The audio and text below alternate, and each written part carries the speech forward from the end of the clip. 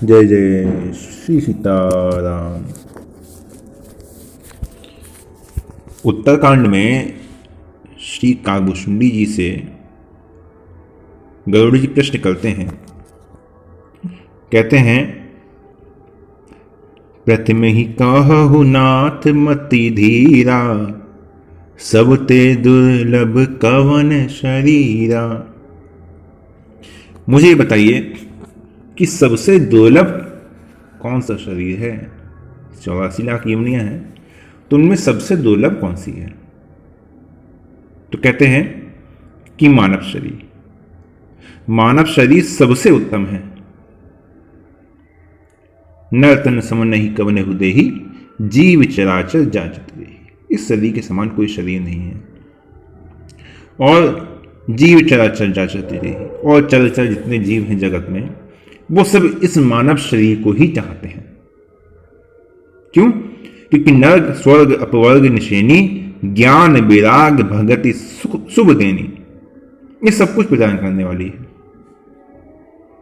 भगवान का ज्ञान भी इस शरीर से हो जाएगा, संसार से वैराग भी इस शरीर से हो जाएगा, भगवान की भक्ति भी इस शरीर से ही संभव है ना। और यदि नरक जाना चाहते हो तो भी गेट खुला है, बंद नहीं है, तो भी चले जाओ। स्वर्ग जाना चाहते हो तो भी चले जाओ। सब जगह, यहां से सब जगह जा सकते हो। इसलिए इस शरीर की महिमा बहुत है। नरक स्वर्ग अपवर्ग निशेनी, है ना। अब नरक में जा सकते हो, ये तो बुराई हो गई ना, इस शरीर की बुराई हो गई। लेकिन इसमें क्या निकला? तात्पर्य यह है कि भाई द्वार तो खुला है, ऊंचे से ऊंचा द्वार भी खुला है और नीचे से नीचा द्वार भी खुला है। दोनों ही द्वार खुले हैं। अब जो बात आती है वो आती आपके शरीर के उपयोग की, जो कि हम सभी के ऊपर भी निर्भर करता है। आज के समय में, इस घोर कलिकाल में, हम ये जो शरीर हमें मिला है ना, हमें किसे मिला है? हम ईश्वर अंश जीव अविनाशी चेतना अंश सहज सुखासी, हम वो हैं। हमें ये शरीर मिला है। क्यों मिला है? कि इस माया के प्रपंच में जहां पे हम फंस चुके हैं, हमारा जो पिछला शरीर था, उस शरीर का सहारा लेकर हमने कुछ ऐसे कर्म किए जो हमारे साथ बंध गए, और हमारे साथ बंधकर वो हमें इस शरीर में ले आए। यद्यपि हम तो मुक्त हैं, लेकिन उस शरीर में आत्मीयता इतनी हो गई थी कि उस शरीर के द्वारा जो कर्म बने उनको स्वीकार कर लिया। अब स्वीकार कर लिया तो फिर उनका पाप और पुण्य जो भी मिला वो भी हमें ही मिला। उस कारण ये शरीर मिला जिस शरीर में आज हम हैं। लेकिन एक बार फिर भगवान की ओर से फिर अवसर आ गया है। अब जो अवसर है वो है इस शरीर के सदुपयोग का। अब इस शरीर का उपयोग अभी हमारे ऊपर है ना। अगर इसका उपयोग हम ठीक प्रकार से कर लें तो भगवान की भक्ति मिल जाएगी, मुक्ति मिल जाएगी, वैराग्य मिल जाएगा, सब कुछ प्राप्त हो जाएगा। ऐसी कोई चीज नहीं है ना जो शरीर से ना हो सके, सब कुछ प्राप्त हो जाएगा। लेकिन सबसे पहली जो सावधानी क्या होती है? जैसे एक नदी के दोनों ओर एक संकरा पुल बना दिया जाए, बड़ा ही पतला पुल, जिसपे केवल एक मनुष्य एक बार में चल सकता है, और वो भी बड़ी सावधानी से, तब उसको पार कर सकता है। समझ लीजिए ये स्थिति हमारी ऐसी ही है। अब सबसे पहले तो मनुष्य क्या करेगा? चलेगा बाद में। उसका प्रयास पहले तो ये होगा कि पहले तो मैं अपना संतुलन कुछ ऐसे बनाऊं कि मैं गिरूं नहीं। सबसे पहली तो बात यही करेगा ना कि पहले तो मैं गिरूं नहीं, तब तो मैं आगे बढ़ूंगा। तो इस शरीर में भी अब मानव शरीर मिल गया है, तो अब सबसे बड़ी तो सावधानी सबसे पहले यह रखनी है कि भाई देखो, अब नरक में नहीं जाना है। गति कहीं हो, अब नरक में और नीची योनियों में, अब इन जगह तो नहीं जाना है। पहले तो सावधानी ये बरतनी है। नीची योनि में कैसे जाएंगे? चोरी करने से, हत्या करने से, व्यभिचार करने से, हिंसा करने से, भक्ष अभक्ष का भेद मिटाकर भोजन करने से, है ना, जो शास्त्र द्वारा निषिद्ध कर्म हैं उनको करने से, उन सबको करने से मनुष्य नरक में जा सकता है। तो पहली तो सावधानी यही है कि पहले तो उनसे बचा जाए, है ना। अब ये जो भगवान ने जो सुअवसर हमें दिया है, कब हूं करी करुणा नर देखी, भगवान ने बड़ी कृपा करी है। अब ये जो सुअवसर दिया है जिसे देवता भी प्राप्त नहीं कर सकते, अब इस जीवन में अब इसका जो लाभ है, अब इस शरीर हमें मिल गया, तो अब इस शरीर के रहते रहते अब इसका लाभ ले सकते हैं, है ना। शांति मिल जाए, प्रसन्नता मिल जाए, भगवान मिल जाए, सुख मिल जाए, ये सब इस शरीर से हो सकता है। लेकिन हम कहां लगे, न तन पाए विषय मन देही और पलिटी सुधरते शठ विषय लेही। अब मानव शरीर मिल गया तो मन में क्या आता है, अरे भाई कहीं पशु योनि में पड़े होते तब थोड़ी इतना भोग भोगने को मिलते, तब थोड़ी इतने आनंद मिलते। लेकिन ऐसा नहीं है। जिस प्रकार मनुष्य अपने आनंद की चीजें स्वतः ही निर्माण कर लेता है, बस अब आनंद की चीज निर्माण हो गई, अब आनंद लेंगे, उसी प्रकार पशु पक्षी भी अपने आनंद की चीजें स्वतः ही निर्माण कर लेते हैं अपनी वृत्ति के अनुसार। भोग कहां नहीं मिलेंगे, भोग सब जगह मिलेंगे, सब तो भोगिया नहीं तो है, भोग सब जगह मिलेंगे। भाई सुअर को देखिए, सुअर को देखिए भाई, एक साथ 10-12 बच्चे, तुमने 2 कर लिए, तुमने क्या कर लिया, कुछ बड़ा काम कर लिया तुमने, तुमसे बढ़िया तो सुअर एक बार में 12 होते हैं उसके, तुमने कौन सा बड़ा काम कर लिया भाई, हमने तो धन कमा लिया। अच्छा, तुम कौन सा काम बड़ा कर लिया, तुम्हारे जैसा धन तो कोई पूछता भी नहीं है। एक सर्प के पास तुमसे ज्यादा धन होता है, तुमने धन कमा लिया, कुछ धन नहीं कमाया तुमने, है ना।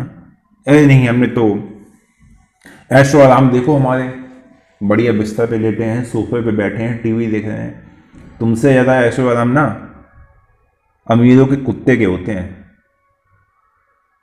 क्या ऐशो आराम है, कुछ नहीं है, कुछ प्राप्त नहीं किया है। अरे भाग्य में होगा तो भाई पशु योनि में भी मिल जाता है, तो बाकी क्या रह गया।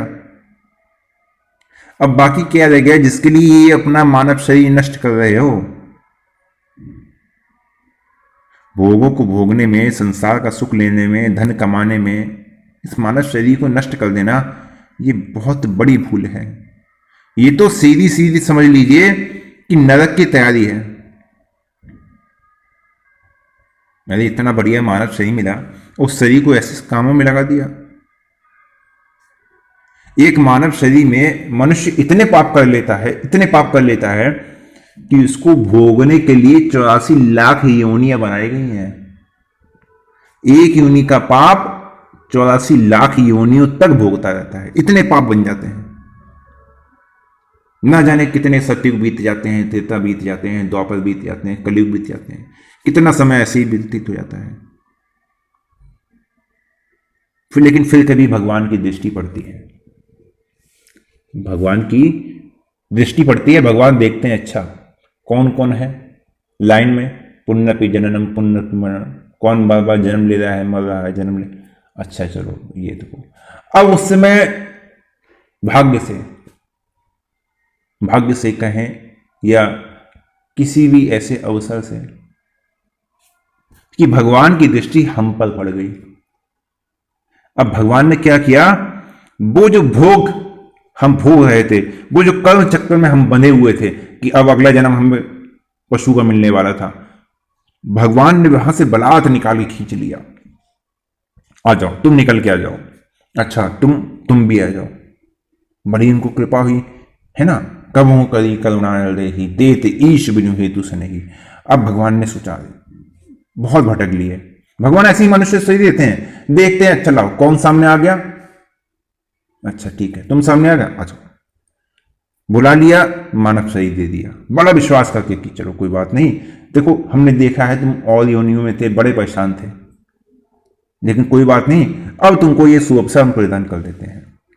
जाओ जाओ बच्चा, जाके भजन करो, जाओ अपना कल्याण कर लो। अब उस चक्रव्यूह से भगवान ने बलात् खींचकर मानव शरीर दे दिया।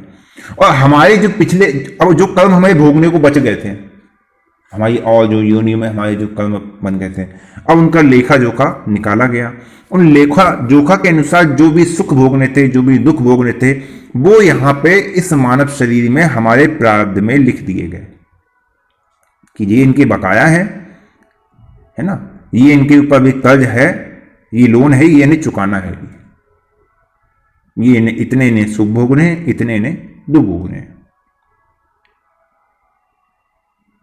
ठीक है, अब ये सब तो हमारे संचित हो गए, जो हमारे इकट्ठे हो गए थे। अब ये जो संचित हैं, अगर ये तुमने भोगते भी रहो ना, तो भी ये पाप तो समाप्त होने वाले नहीं है। क्यों? क्योंकि जिस गति से मनुष्य भोगता है, उससे कहीं अधिक गति से मनुष्य नए पाप को जन्म देता है। बेवारी ऐसा हो गया है, आप देख लिए ना दैनिक जीवन में, उससे अधिक है ना, उससे अधिक गति से भोगता है। अब क्या करना है? देखिए, अब नरक की तैयारी भी मनुष्य करता ही है, महान दुखों की तैयारी अपने जीवन में कर लेता है।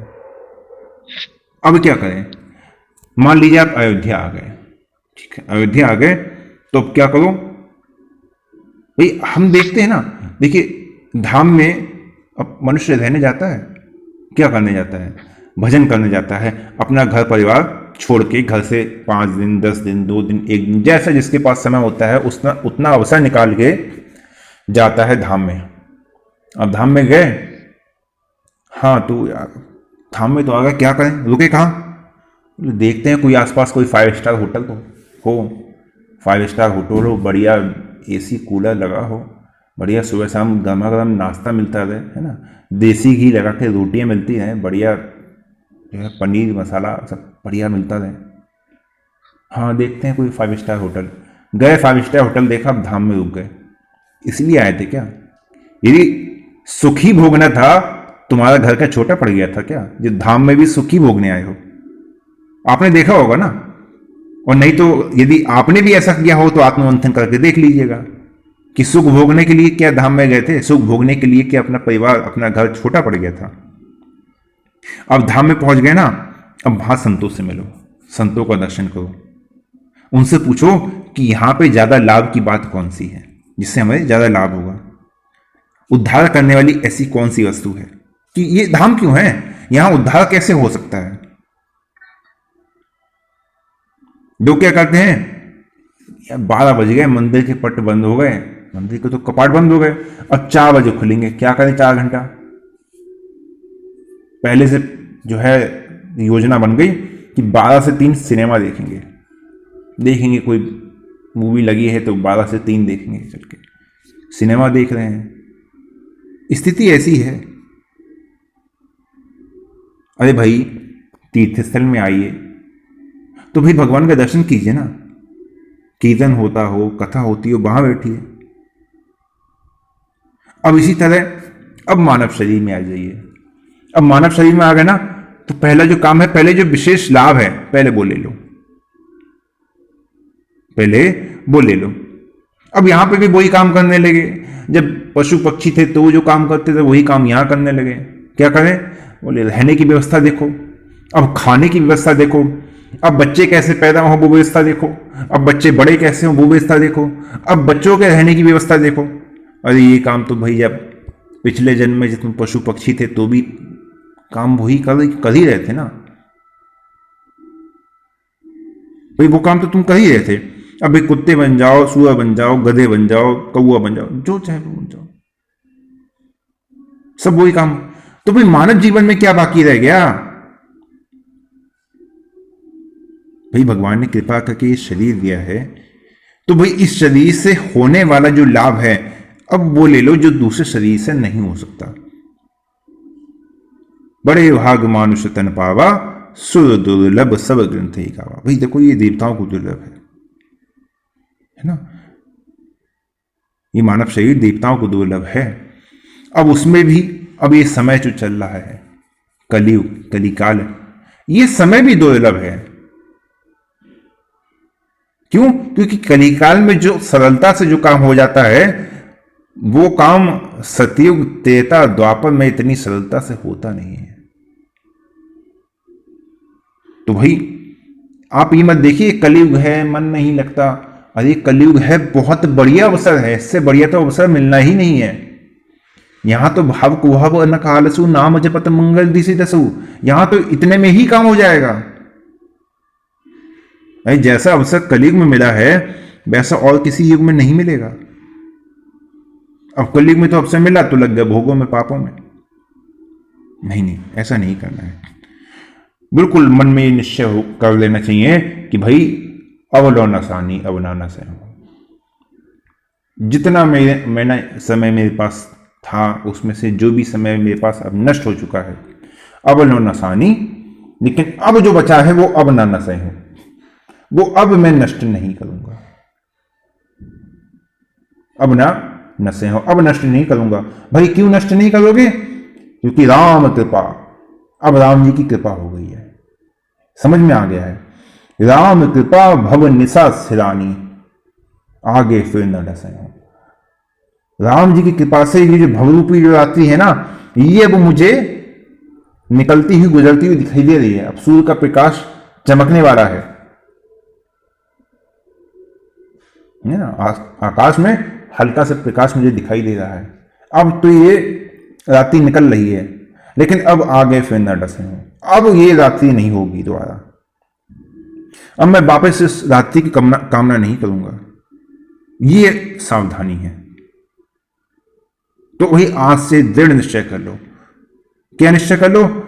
कि पहली बात तो समय, कि हम समय बर्बाद नहीं करेंगे, अपना समय नष्ट नहीं करेंगे, पाप नहीं करेंगे, किसी के साथ अन्याय नहीं करेंगे, किसी के साथ अन्याय नहीं करेंगे, दुराचार नहीं करेंगे। इतना हो गया। अब जिस कार्य के लिए आए हैं, सबसे पहले तो भाई वही सावधानी कि सबसे पहले तो पाप नहीं बनना चाहिए, अन्याय नहीं बनना चाहिए। अब पाप अन्याय नहीं बनाना। अब जिस काम के लिए शरीर के लिए, जिस शरीर से भाई जिस कार्य के लिए शरीर मिला, अब वो काम क्या? भगवान की प्राप्ति। अब भगवान की प्राप्ति कैसे हो, कैसे उनका बोध हो, कैसे उनके चरणों में प्रेम हो, अब ये बात होनी चाहिए। अब ये बात होनी चाहिए कि देखो भाई भगवान ने बड़ी कृपा करके मानव शरीर दिया है ना, भगवान ने मुझ पर विश्वास किया, इसीलिए तो दिया। भगवान से भी मेरा दुख कहां देखा गया। अब उन्होंने भी सोचा है कि चलो इसका दुख मिट जाए, इसको मेरी प्राप्ति हो जाए, इसका कल्याण हो जाए। इस भावना से भगवान ने विशेष कृपा करके मानव शरीर दिया है।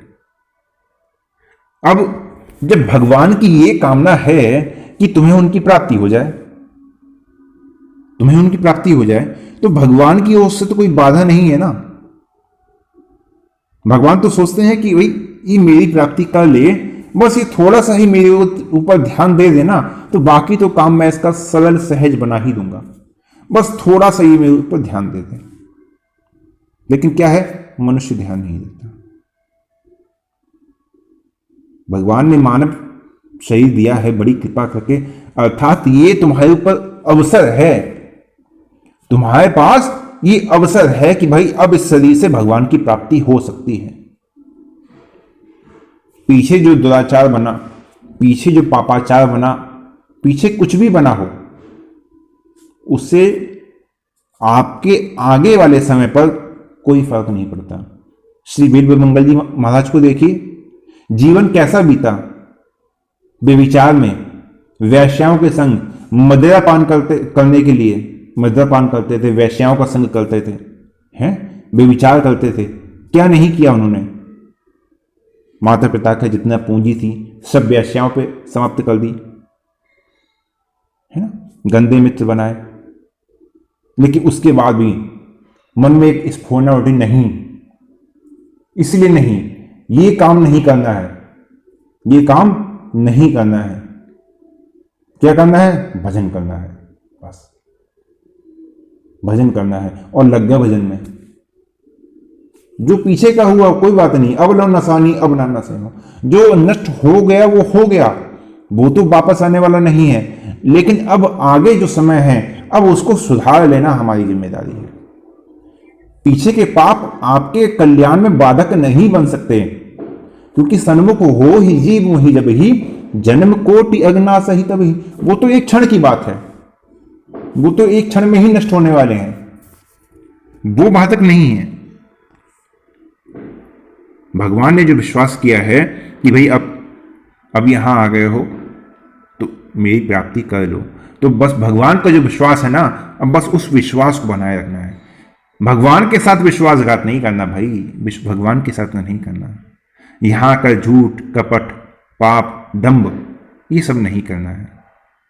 निश्चय कर लो बिल्कुल कि नहीं, आज से पाप नहीं करूंगा, आज से अन्याय नहीं करूंगा और भगवान की प्राप्ति करूंगा। जो बीत गया समय, जो नष्ट हो गया, जो चला गया, कोई बात नहीं, जाने दो। ठीक है, अभी क्या मध्यरात्रि का समय है ना, ठीक है, मध्यरात्रि का समय मतलब लगभग होने वाला है, अभी हुआ नहीं है, अभी ये समय है, ठीक है। अभी हम लोग सब सत्संग कर रहे हैं, ठीक है, हम सब सत्संग कर रहे हैं। अब मान लीजिए हमसे सुबह दोपहर में कोई पाप बन गया हो, कोई बात नहीं, बड़े से बड़ा कोई पाप बन गया हो, बिल्कुल छोड़ दो। समझ लो कि यहां से अब आपका नया जन्म हुआ है, इस समय से आपका नया जन्म हुआ है कि भाई अब निश्चय कर लो, अब मैं पाप नहीं करूंगा, अब जो है अब भगवान की प्राप्ति के लिए ही प्रयास होगा।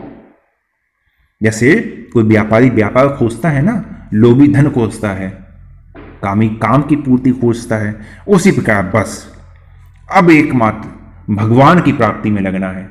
भगवान की प्राप्ति कैसे होगी, बस अब यही खोज करनी है। कोई संत मिल जाए, कोई महात्मा मिल जाए, कोई भगवत प्राप्त महापुरुष मिल जाए, तो बस अब उससे एक ही बात पूछो कि भगवान कैसे मिलेंगे। बस एक ही बात, भगवान कैसे मिलेंगे, भगवान के चरणों में प्रेम कैसे प्राप्त होगा। बस ये लालसा लगनी चाहिए, ये बात मन में जच जानी चाहिए, ये बात मन में कहीं ना कहीं बैठ जानी चाहिए कि बस अब मुझे भगवान मिलने चाहिए, अब मैं भगवान के बिना नहीं रहूंगा, अब जो नष्ट हुआ सो हुआ, अब नो नसानी अब ना नसे हो, राम कृपा भव निशा सरानी, आगे फिर न डसे हो। अब मैं सब में नहीं फंसूंगा, अब बस अब तो मैं भगवान की प्राप्ति करूंगा, अब मैं अपने प्रभु की प्राप्ति करूंगा। इसी संकल्प के साथ अपना जो निश्चय है उसको दृढ़ कीजिए, भजन में लगिए, नाम में लगिए। और आज के लिए यहीं विश्राम देते हैं। जय जय श्री